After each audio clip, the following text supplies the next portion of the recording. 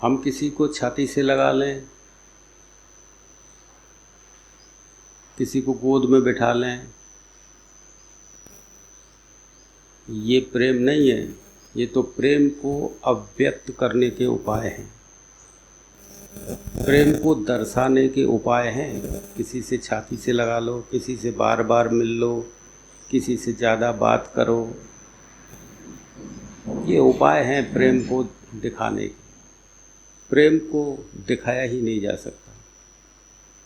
प्रेम को कैसे बता पाओगे कि उसका रंग कैसा है, उसका आकार कैसा है, वो कितना बड़ा है, कितना छोटा है। ये तो अभिव्यक्तियां हैं जिनके आधार पर हम प्रेम का अनुमान लगाते हैं कि प्रेम ऐसा है। तो मैं भी आपसे बार बार मिल करके बहुत कुछ बोल बोल के उसे अभिव्यक्त करता हूँ कि आप उस प्रेम का अनुमान लगा सकें कि जो प्रेम तुम्हें इतना भाव विभोर कर देता है, जो प्रेम तुम्हारे आंखों में आंसू ले आता है, जो प्रेम तुम्हें एक दूसरे के बिना रहने नहीं देता, तड़प लगा देता है, वो प्रेम कैसा होगा और उस प्रेम का निर्माता कैसा होगा जिसने ये प्रेम बनाया है। अभी मेरे से कोई पूछता था कि प्रभु मेरे को ये बताओ कि परमात्मा क्या है और उसे पाना जरूरी क्यों है, कौन से काम हैं जो उसे के बिना बिगड़ जाते हैं। कोई उसे बिल्कुल भी ना माने तो क्या वो पढ़ता नहीं है, लिखता नहीं है, शादी विवाह काम धंधे नहीं कर पाता है? जब सारे काम उसको बिना माने हो रहे हैं तो उसको मानने की झंझट में पड़ना क्यों, क्या मतलब है उसका? तो वो पूछता था प्रेम क्या है, वो परमात्मा क्या है। परमात्मा तो दूर की बात है बेटा, परमात्मा क्या है सवाल ही गलत है। अभी तो हम परमात्मा को देखे नहीं हैं कि वो कैसा है, प्रेम को तो हमने देखा है। हम प्रेम का ही एक बड़ा रूप परमात्मा को मानते हैं कि जिसने हमको ये प्रेम दिया है उसका ही एक विस्तारित रूप परमात्मा है। तो जिसका अंश तुम्हारे पास है, उस विस्तार का अंश प्रेम तुम्हारे पास है, तुम अभी उसी को बता दो कि वो क्या है। अभी तुम प्रेम में जो जिस प्रेम को तुम जानते हो, यदि तुम इसमें भी पूरा डूब जाओ तो भी तुम अपना आपा खो दोगे। इसी प्रेम में यदि तुम पूरे डूब जाओ तो भी तुम्हें अपने होने की खबर नहीं लगेगी, खाने की खबर नहीं, पीने की खबर नहीं, नहाने धोने की खबर नहीं। इसमें ही आपा खो दिया जाता है। जिस प्रेम को तुम जानते हो, शरीरों वाले प्रेम को, इसमें ही आपा खो देते हैं। फिर उसने पूछा कि परमात्मा क्या है, तो परमात्मा को जो भी खोजने के लिए गए ना बेटा कि वो क्या है, तो जैसे तुम इस प्रेम में खो गए ना, तो उस प्रेम के रास्ते में भी खो जाता है आदमी, और वो भी जानने में नहीं आता। उसकी खबर कोई ला के नहीं दे सकता कि परमात्मा क्या है। इसी प्रेम की खबर नहीं ला के दे सकते।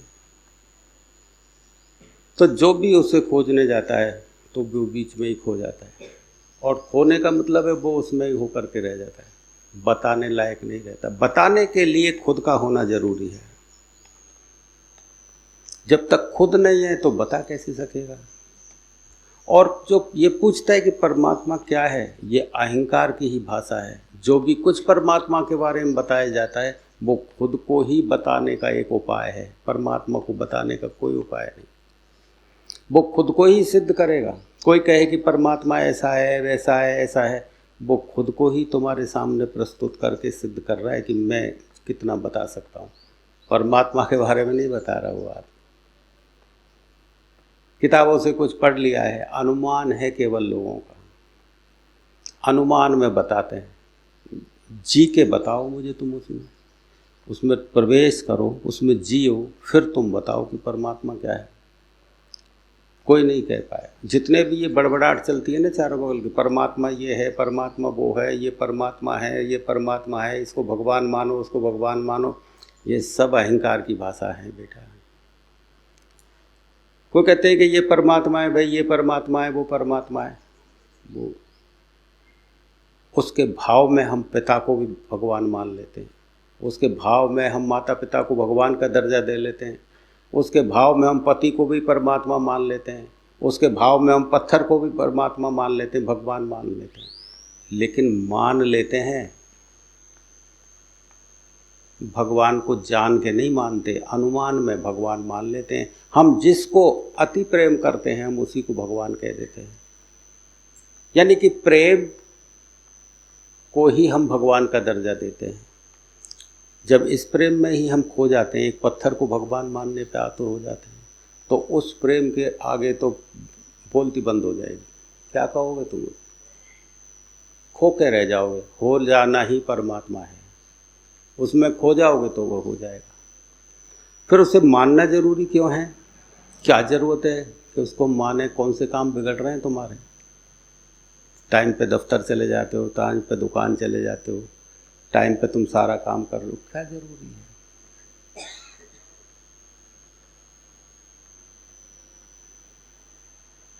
प्रेम के बिना तुम्हारा काम चल सकता है?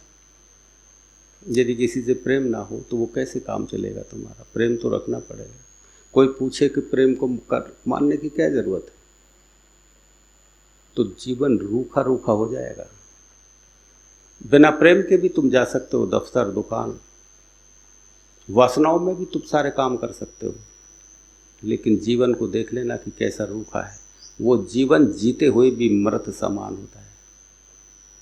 जिसके अंदर प्रेम नहीं है वो जीवन कैसा हो सकता है?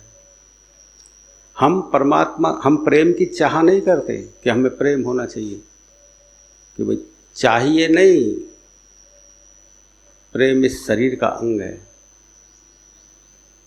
प्रेम इसके साथ जुड़ता है जब हमें चीज़ें आकर्षक दिखाई देती हैं, अच्छी दिखाई देती, प्रीतिकर लगती। प्रेम खत्म हो गया तो चीज़ें, मुर्दा के सामने यदि तुम एक हीरा रखो तो मुर्दा क्या हीरे को समझेगा? प्रेम गया तो व्यक्ति मुर्दा हो जाता है। और प्रेम का ही विस्तारित रूप परमात्मा है। परमात्मा ऐसा नहीं है कि कोई रूखा सूखा खड़ा तुम्हें दर्शन दे। प्रेम का ही एक विस्तार रूप परमात्मा है। तो परमात्मा को सिद्ध नहीं किया जा सकता है कभी भी कि परमात्मा को कोई सिद्ध करके बता दे। जनवाया जा सकता है।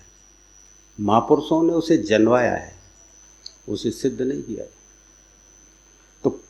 तो तुम देखो कि कृष्ण ने भी अर्जुन को भगवान को सिद्ध थोड़ी किया था कि भाई परमात्मा भगवान ऐसा है। वो कहता कि अर्जुन तू जान सकता है इसे, तू इसको जान के देख ले। तो उसको जब शक्तिपात किया था तो उसने परमात्मा का प्रारंभिक रूप देखा कि वो मृत्यु में भी है और जीवन में भी है। प्रारंभ में जब उसके सामने विराट खुला तो देखा कि मृत्यु में भी वही समाया हुआ है जैसे वो जीवन में समाया हुआ है। प्रेम में जो समाया है वो घृणा में समाया है। घृणा भी प्रेम का ही एक दूसरा रूप है। अंधेरा भी उजाले का ही एक दूसरा रूप है। अंधेरा वस्तुतः अंधेरा नहीं है। घृणा वस्तुतः, कभी भी घृणा प्रेम में परिवर्तित हो सकती है, तो हम उसे घृणा कैसे कह सकते हैं? घृणा तो हमने बना दी है, प्रेम को हमने घृणा बना दिया है अहंकार में होकर के। लेकिन घृणा सदैव घृणा नहीं रह सकती, कभी भी प्रेम में परिवर्तित हो सकती है। जो प्रेम में परिवर्तित हो सकती है तो इसका मतलब हमने उसको केवल रंगा है, प्रेम को काले रंग से, घृणा नहीं है। अंधेरा कभी भी प्रकाश में बदल सकता है, अंधेरा सदैव अंधेरा नहीं है। अंधेरा है, माचिस की तीली जला दो, एक क्षण में उजाला हो जाता है। कहाँ गया अंधेरा? अंधेरा, घृणा, नफरत, ये हमारे प्रेम के ही दूसरे रूप हैं जो हमने अहंकार में आके बना लिए हैं, और कुछ नहीं। कभी परिवर्तित हो सकता है। तो जब प्रारंभिक देखा कि परमात्मा तो मृत्यु में भी है, उसे स्वीकार करना, मृत्यु को स्वीकार करना और जीवन को भी स्वीकार करना बराबर है। तो पहला तो कृष्ण कहते थे अभी तो मैं तेरे पास हूँ अर्जुन, मैं इस भेद को बता देता हूँ। गीता एक व्यक्ति के लिए नहीं बोली गई है, गीता समस्त मानव जाति के लिए बोली गई है, चाहे वो विदेश में रहता है व्यक्ति, चाहे धरती पर रहने वाला कोई।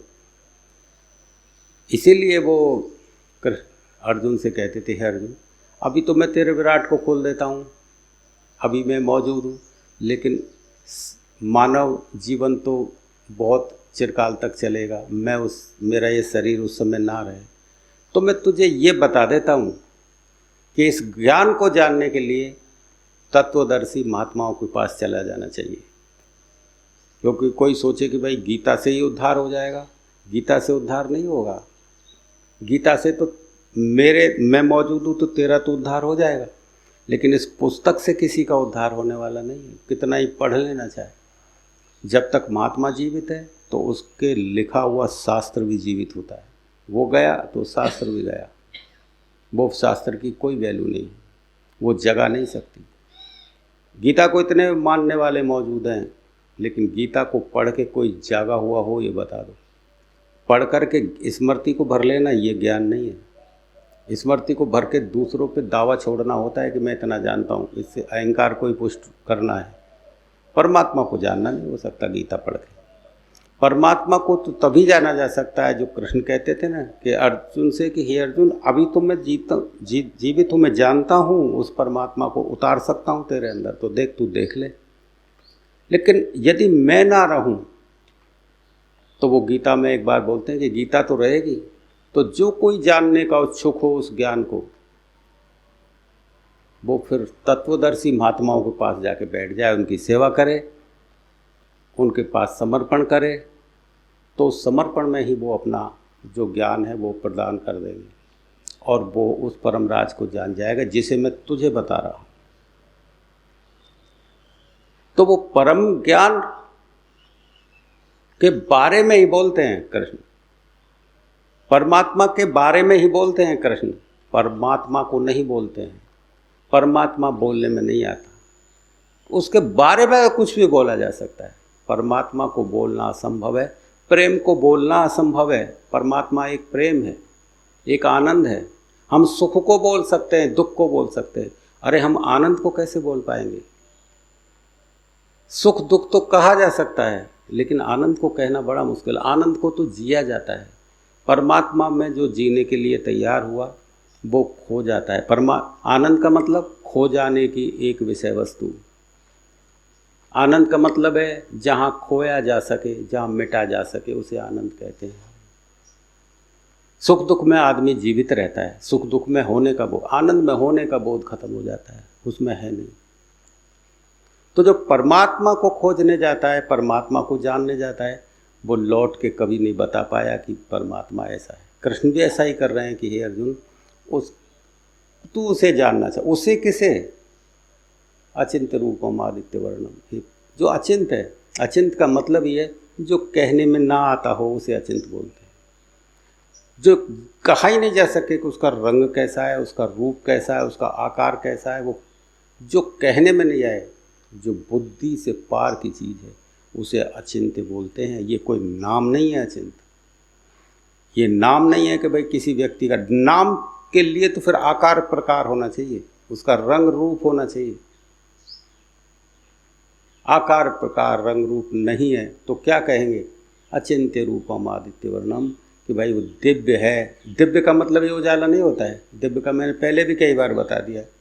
दिव्य आलोक तो एक अलग चीज़ है जिसे कहना नहीं। जैसे संध्या के समय पे रात्रि भी नहीं आ गई है और दिन भी विदा नहीं हो गया। जैसे सुबह की भोर, ना तो रात्रि चली गई है ना दिन आया है, उसे भोर कहते हैं। उसे दिन भी नहीं कहते, उसे अंधेरा भी नहीं कहते, उसे उजाला भी नहीं कहते। क्या कहेंगे उसे? उजाला कहेंगे या अंधेरा कहेंगे? दोनों विदा हो जाते हों, उस स्थिति में जो प्रभा उत्पन्न होती है उसे कहते हैं दिव्य। अंधेरा और उजाला चला जाए और उसके जाने के बीच में जो प्रभा है, जब भी तो हम संध्या वंदन करते हैं कि भाई संध्या वंदन का मतलब क्या है? सुबह सुबह आरती करो, शाम को आरती करो, रात में क्यों नहीं करते?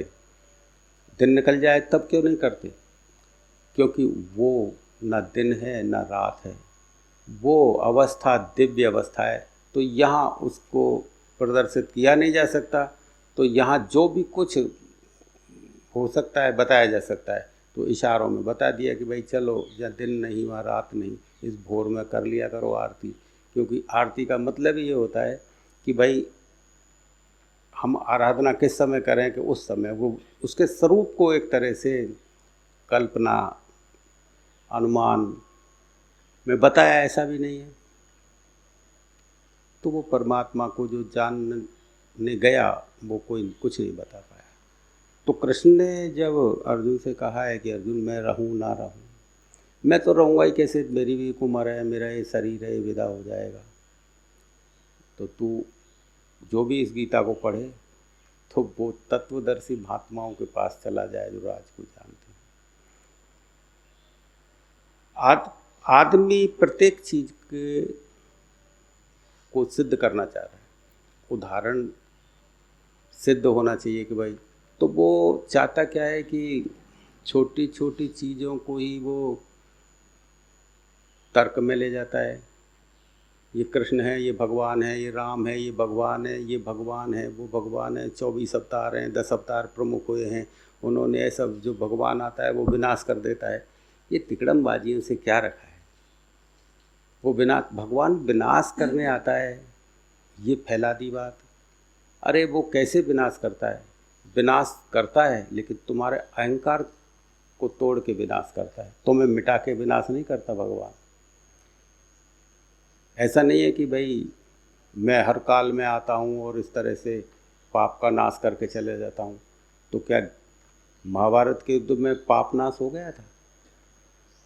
करोड़ों लोग जो मरे थे, मरने के बाद में पाप नाश हो गया था? फिर लोग पाप नहीं करे थे।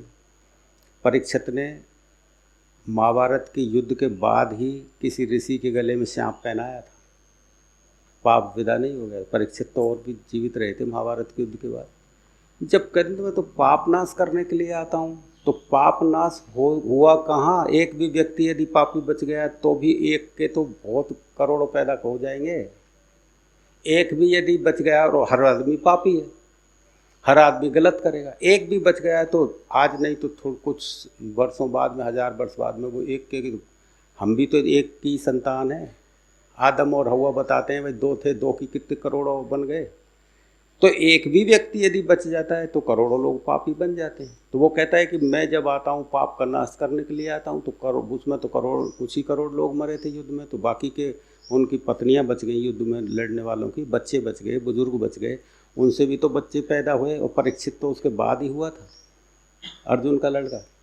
तो वो उसने पाप नहीं किया कि एक ऋषि के गले में नाग पहना के आ गए थे। और परीक्षित की जब मृत्यु हुई थी, इसी वजह श्राप दे दिया था किसी महात्मा ने उनको।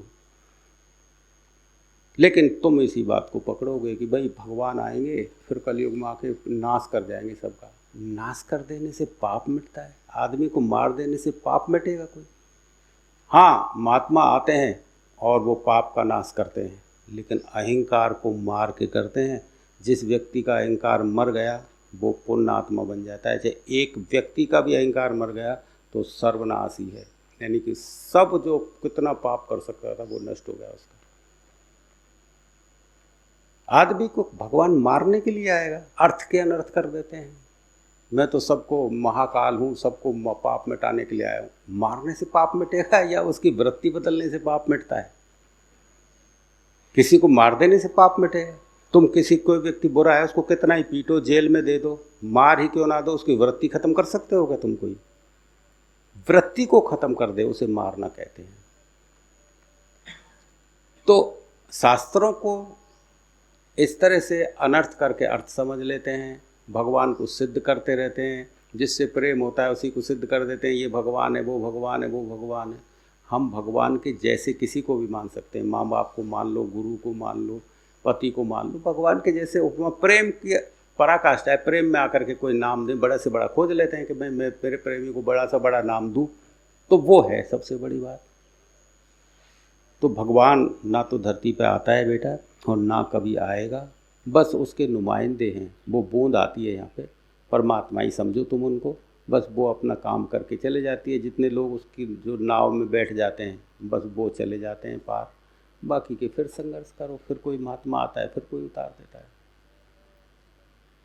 तो मैं बार बार तुमसे किसी न किसी बहाने से बेटा चर्चा करता रहता हूँ। ये प्रेम करने का ही एक तरीका है। मैं तुम्हें ज्ञानी नहीं बनाता, मुझे ज्ञान नहीं देना तुम्हें, मैं तो तुम्हारे ज्ञान को खाली करवाने के लिए इतनी सारी बातें बोलता हूँ कि इन बातों को सुन के जो तुमने भर रखा है ना कूड़ा कचरा, वो साफ़ कर दे। मेरी बातें झाड़ू का काम करती हैं, ज्ञान भरती नहीं है, तुमने जो भर रखा है उसे साफ़ करती है कि यार ये मैंने क्या क्या सोच रखा था। ये बातें जो मैं बोलता हूँ ये दिमाग में रखने के लिए नहीं, झाड़ू लगाने के लिए, कि जो व्यर्थ की बातें भर रखी हैं वो साफ़ हो जाए और चित्त शांत हो जाए। उस शांत चित्त में परमात्मा का दर्शन हो सकता है, उसके जानने का रास्ता खुल सकता है। इससे पहले इसलिए बोलता हूँ। तो ये भी प्रेम करने का एक ढंग है। प्रेमी के सामने फालतू बातें करता ही रहता है, और वो करते हैं, वो प्यार करने का एक ढंग है, कुछ भी बात करता रहे, लाड़ लड़ाने का एक ढंग होता है। बाकी कोई सत्संग प्रसंग का कोई ऐसा अर्थ नहीं है कि सत्संग का मतलब तो होता है ज्ञान भरना। मैं तो उल्टा ही खाली करता हूँ ज्ञान को, जो तुम जानते हो।